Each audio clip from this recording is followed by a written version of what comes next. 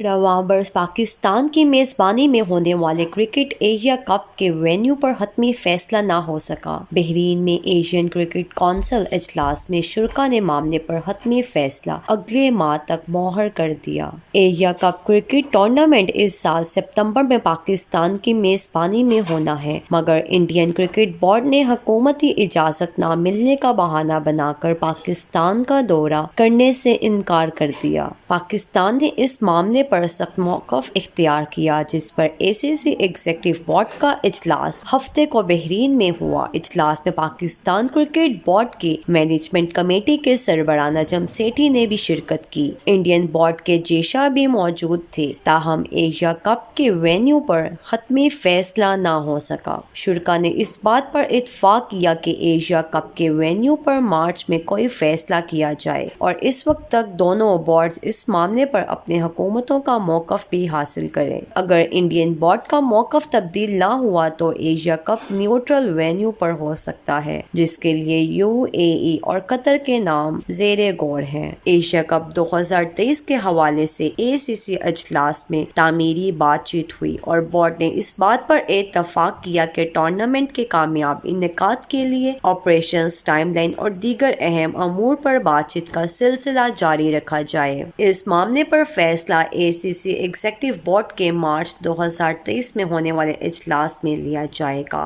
ज़राए के मुताबिक ACC इजलास में नजम सेठी ने सख्त मौक़िफ़ अपनाया कि भारत पाकिस्तान ना आया तो पाकिस्तान भी भारत नहीं जाएगा। ज़राए का कहना है कि एशिया कप मुतासिर हुआ तो वर्ल्ड कप और चैंपियंस ट्रॉफी पर भी डेडलॉक होगा। मार्च में ACC और ICC दोनों के इजलास शेड्यूल्ड हैं। ACC इजलास में अफगानिस्तान क्रिकेट बोर्ड पर भी बातचीत हुई और बोर्ड ने अफगानिस्तान का बजट 9% से बढ़ाकर 15% तक कर दिया।